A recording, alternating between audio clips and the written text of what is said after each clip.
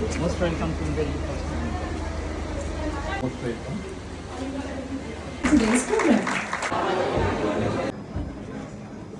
Now, ladies and gentlemen, it is my absolute privilege.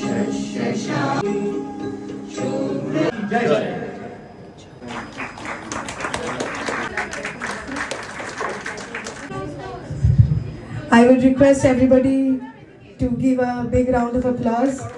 So that বান্ধবের মধ্যে কেউ কোনো প্রফেসরস আর এই বাচ্চা মিষ্টি সেজে আসা ছেলেমেয়েগুলো, ও ম্যাম হাত তুলেছেন, ও আচ্ছা আচ্ছা, সুইমিং, ভেরি গুড। এগুলো আমার খুব ছোটবেলার মজার নেশা। র্যালি করতাম এক সময়, ভয়ানকভাবে র্যালি করতাম, তো খুব মজার জিনিস সেগুলো, তাই না? এমন কিছু নেশা করে লাভ নেই যা সবার থেকে আলাদা করে দেয়, দূরে সরিয়ে দেয়, নিজেকে একদম একা করে দেয়। আরো অনেক ভালো জিনিস আছে যেটাকে নেশা হিসেবে ধরা যায়। বই পড়া আছে, কার এখানে নেশা আছে বই পড়া? আচ্ছা, তো সো আমাদের এরকম অনেক ভালো জিনিস আছে। আচ্ছা, গাছপালার নেশা কার আছে? ওয়াও। আর এই অনিন্দর মতন এরকম জিম করার কার আছে? আমার তো নেই। ও বাবা, এতগুলো। আরে তোমরা হাসো, দাঁড়াও, ওঠো, এনজয় করো। এখানে দিন স্যার, আপনি একটু চোখ বন্ধ করে থাকুন। আজকে আপনারা একটু একদম খুবই থাকবেন, হাসুন। আজকে ওপেন এন্ড ফ্রি, একদম স্যার বলে দিয়েছেন ওপেন এন্ড ফ্রি। তো এখানে জীবনে অনেক কিছু মজার জিনিস করার আছে, অনেক আনন্দের জিনিস দরকার নেই। Thank you. বাচ্চারা খুব ভালো থেকো, খুব ভালো থেকো।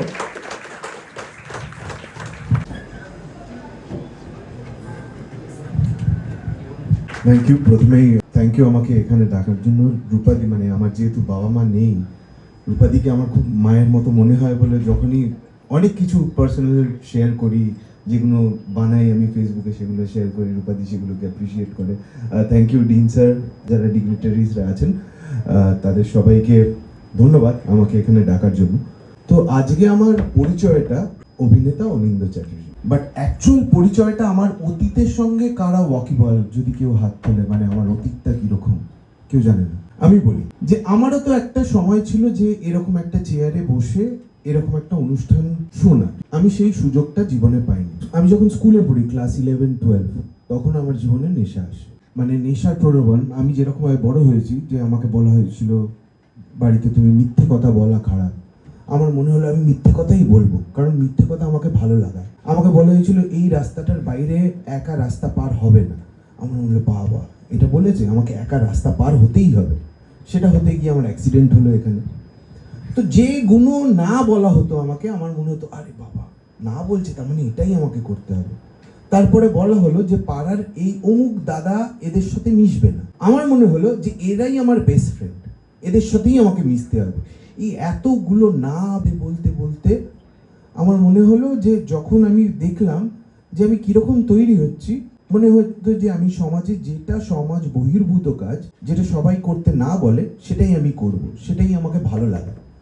এটা করতে যখন আমার বয়স প্রায় 15-16, তখন আমার জীবনে নেশা এলো।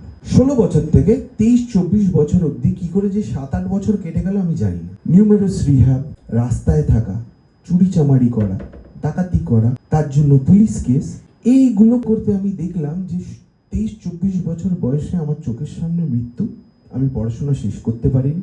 আমি রাস্তায় আমার বাবা মা কিসের মধ্যে দিয়ে যাচ্ছে সেটাও আমি গিয়ে রিয়েলাইজ করবো যে আমার জন্য আমার বাবা মা, আমার পরিবার পরিজন কিসের মধ্যে দিয়ে যাচ্ছে, এটা রিয়েলাইজ করার মতো মানসিক স্থিতাবস্থায় ছিলাম না আমি। রাস্তায় থাকার পরে যখন নেশা ছাড়লাম, যখন আস্তে আমি এই শ্রেণীটাকে রিপ্রেজেন্ট করি যে আমরা তো অ্যাডিক্ট, আমরা নেশা ছেড়ে সমাজের বুকে, সমাজের মূল স্রোতে ভালো থাকার চেষ্টা করছি। আমি সেই শ্রেণীটাকে রিপ্রেজেন্ট করি যে আমাদের সমাজের মূল স্রোতে ফেরার একটা জায়গা করে দেওয়ার, যাতে আমরা মাথা উঁচু করে বাঁচতে পারি।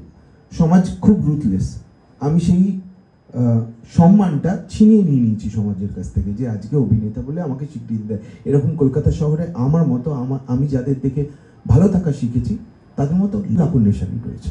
তা যাই হোক, প্রথম তোমরা যে বয়সটায় আছো, সেটা সব থেকে বড় বোকামি হচ্ছে যে এই বয়সটা মনে হয় যে আমি লুকিয়ে প্রেম করব, লুকিয়ে মদ খাবো, লুকিয়ে সিগারেট খাবো, লুকিয়ে নেশা করব, আর বাবা মাকে বোকা বানাবো। ঠিক এই জিনিস ভুলটা আমি করেছিলাম। আমি ভেবেছিলাম যে বাবা মাকে আমি বোকা বানাবো, কিন্তু বাবা মা তো আমাকে মানুষ করেছে, তারাও বুঝতে পারে ছেলে মেয়ে হাতের বাইরে যাচ্ছে। সব থেকে আমি মনে করি যে এই বাবা মাকে বোকা বানানোর জায়গা যেটা তৈরি হয়, সেটা সব থেকে বড় ওই আয়নার সামনে দাঁড়ালে বোঝা যায় যে আমি কত বড় বোকা নিজেকে বানিয়েছি। বাবা মা সব বোঝে, বাবা মাকে বোকা বানানোটা আমার জীবনের সব থেকে বড় ভুল ছিল। বাবা মা তো তোমাকে মানুষ করেছে, বাবা মা সব বোঝে, আমরা ভাবি বোঝে না, কারণ আমরা চোখ বন্ধ করে থাকি। যাই হোক, এই বোকা বানানো থেকে আমাকে যে প্রাইসটা পে করতে হয়েছে সারা জীবনের 7-8টা বছর রাস্তায় থেকে, আমি চাইবো না যে আজকে মানে তোমরা জেনজি, আজকে আমার যা বয়স, আজকে থেকে 25 বছর পরে আমি সিনিয়র সিটিজেন হয়ে যাব। একটা দেশের ব্যাকবোন শিরদাঁড়া হচ্ছে জেনজি, তার ইউথ। যে কোনো দেশের পদস্খলন শুরু হয় যখন তার ইউথ নড়বড়ে হয়ে যায়। আমরা বিভিন্ন জায়গায়, আমি পাকিস্তানকে এক্সাম্পল ধরতে পারি, বাংলাদেশকে এক্সাম্পল ধরতে পারি, এক একটা দেশকে শেষ করে দিয়েছে নেশা, কারণ ইউথ শেষ হয়ে গেছে নেশায়। এবার আমি চাইবো না যে একটা দেশের ভবিষ্যৎ, একটা ভারত, আমি যেখানে আমার ইন্ডিয়াকে দেখতে চাই নেক্সট 20 ইয়ার্সে, ইউথ যদি নেশার কবলে পড়ে যায় তাহলে এই দেশের ভবিষ্যৎ শিরদাঁড়া নড়বড়ে হয়ে যাবে। তো আমি চাইবো না যে আমি যে জায়গাটা দিয়ে পেরিয়ে এসেছি, আমি চাইবো না আমার পরবর্তী প্রজন্ম বা তার পরবর্তী প্রজন্ম সেটার মধ্যে দিয়ে যাক, কারণ সেটা খুব রুথলেস। মানে ফিরার মানে 1000 জনে, আমি জানি না কতজন তোমরা জানো যে নেশা ছেড়ে ভালো থাকে 1000 জনে 7 জন, 0.7%। 1000 জনে 7 জনে ভালো থাকার একটা রাস্তা পায়, এই 7 জনের ভেতরে আমি একজন। আজকের দিনে 19 বছর ভালো আছি, আমাকে নেশা করতে হয় না, সেই জন্যই আমি এই কথাগুলো বলতে পারি যে নেশার ভেতরে এরকম অনেক সময় আসবে যে একটা গ্রুপ পেলে যেখানে তোমাকে মনে হবে যে সবাই নেশা করছে, বলবে কর না করে দেখতে পারো, কিচ্ছু নেই। আমি 8টা বছর হারিয়ে দেখে নিয়েছি যে কিচ্ছু নেই, ইটস নাথিং। একটা সাময়িক হাই দেবে জীবন থেকে। মানে আমার তো অনেকগুলো না পাওয়া আছে, আমি তো ছোটবেলা থেকে তৈরি করে, রূপাদি বলছিল যে না পাওয়াগুলোকে আমি হাইলাইট করে আজকে এখানে। যেদিন থেকে উল্টো দিক করে যে বাবা মা কি দিতে পেরেছে, আমার পরিবেশ পরিজন যে পরিস্থিতিতে আমি সেখান থেকে ভালোটা খুঁজে নেওয়া, এইটা যেদিন থেকে মানে সব না পাওয়ার ভিতরে কিছু পাওয়াটাকে যখন হাইলাইট করতে পারবে, দেখবে তুমি সুখে শান্তিতে রয়েছে। তো যাই হোক, তোমাদের সামনে অনেক বড়, তোমাদের স্বপ্ন অনেক বড়, তোমার বাবা মার স্বপ্ন অনেক বড়, যে স্বপ্নগুলো আমি দেখতে পারিনি। Never in my wildest dream আমি আমার বাবা মার স্বপ্ন পূরণ করতে পারিনি, আমি আমার নিজের স্বপ্ন পূরণ করতে পারিনি। তোমাদের কাছে এই স্বপ্নগুলোকে বড় করে দেখো। যেটা বলছিল যে না বলছে, তো ট্রাই করে দেখতে পারো, but it May cost your life, your family. একাকিত্ব এমনভাবে গ্রাস করে নেবে যে তুমি বুঝতেই পারবে না।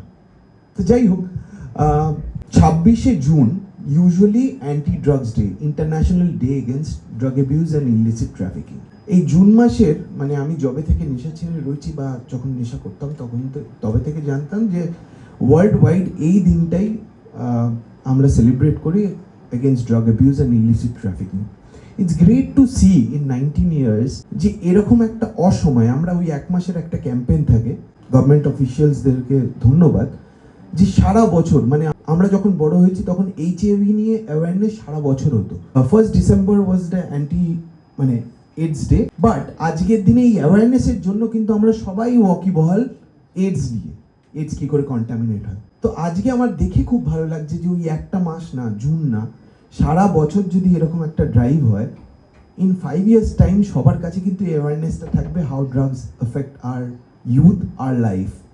তো সারা বছর এই ধরনের ড্রাইভ, যতদিন ইউথের কাছে এই অ্যাওয়ারনেসটা থাকবে যে how drugs effects a country, how drug effects your family, ততদিন মনে হয় যে এই ড্রাইভটা করাটা সত্যি ইন 5 years টাইম। মানে আজকে তো আমাদের কাছে খুব ক্লিয়ার যে ইটস হাউ ইট কন্টামিনেটস।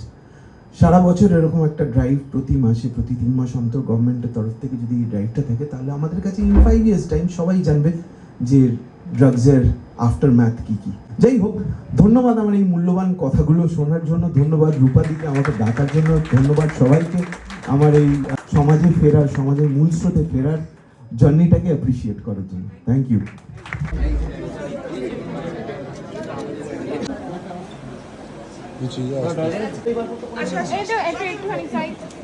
তুমি চলে আসো, একটু ক্লোজ পাচ্ছি না তো, যেগুলি কি করছো